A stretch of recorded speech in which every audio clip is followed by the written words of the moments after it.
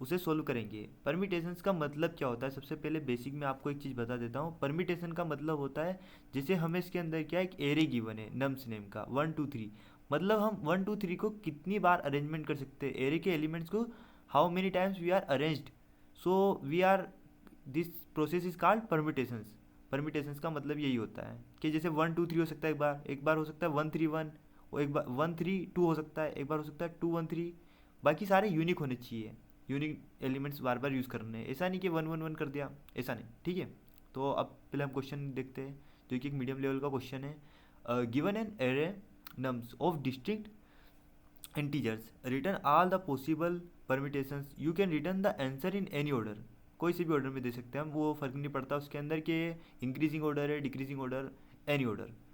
So we are, this is our code, जिसके अंदर हमने क्या किया, सबसे पहले कोड फंक्शन बनाया है गेट परमिटेशंस के लिए पम्प्स करके, और vector and nums index, index लिया इसके अंदर अपन एक नम्स नाम का एरे, एक इंडेक्स, इंडेक्स क्या है, 0 index, 1 index, 3 index, index values, ठीक है।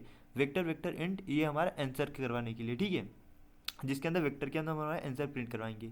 इफ़ हमारा इंडेक्स कभी is equals to nums dot size हो जाता है, हमारे एरे के बराबर हो जाता है हमारा इंडेक्स, उस केस में हमें क्या करना है, एंस डॉट पुश बैक नम्स।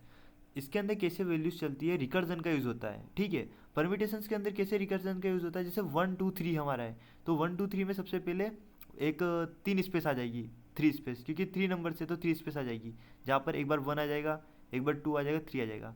तो इसके अंदर क्या है, एक बार 1 हो जाएगा, फिर 2 स्पेस खाली रह जाएगी, फिर यहाँ पर वापस 1 2 3 आएगा, तो यहाँ पर जो नहीं आया था 2 हो जाएगा, 3 हो जाएगा, फिर सेकेंड वाले के अंदर 2 हो जाएगा, 1 हो जाएगा, 3 हो जाएगा, ऐसे करके चलता है। एक रिकर्जन बनता है, रिकर्जन ट्री, समझ रहे हो, एक ट्री बनाता है ये, बिल्कुल सिंपल सा। इसे बहुत सिंपल है, इसके अंदर क्या करते हैं हम, स्वैप करते जाते हैं, वापस वो 1 2 3 वैल्यू ऊपर जाती है, फिर चेक होता है, जैसे हमने फोर लूप के अंदर किया है।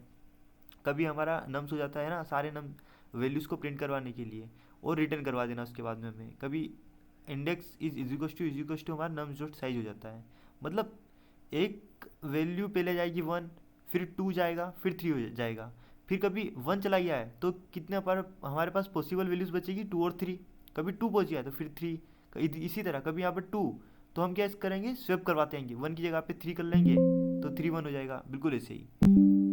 This is our code, and low battery का भी सिग्नल आ चुका है, but now we are solve this question.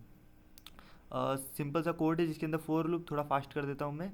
Index आई है ना, आई इक्वल्स टू इंडेक्स है हमारी, I is less than nums dot size, plus plus करवाना हमको, ठीक है। स्वेप करवाना, आपको स्वेप को बता दिया, 3 की जगह 1 2 उठाना है, ये उसके लिए सिंपल सा कोड है। गेट पम्प से गेट परमिटेशंस के लिए, ठीक है, नम्स, और ये स्वेप करवाने के लिए वापस किया हमने, यानी कि एक बार स्वेप कर दिया, फिर 3 वैल्यूज, तो 3 के लिए अपने ना स्वेप स्वेप स्वेप ये यूज़ करा है, और गेट परमिटेशन के लिए ये अपना आंसर रिटर्न करवाने के लिए है, इसको हमने वापस किया है, और बाकी रिटर्न आंसर करवा देंगे। कभी हमारा गेट परमिटेशन जो है वो नम 0 एंस ये रहता है, तो हम आंसर करवा देंगे डायरेक्ट। एक बार हमारा टेस्ट चेक कर लेते हैं हम, टेस्ट केस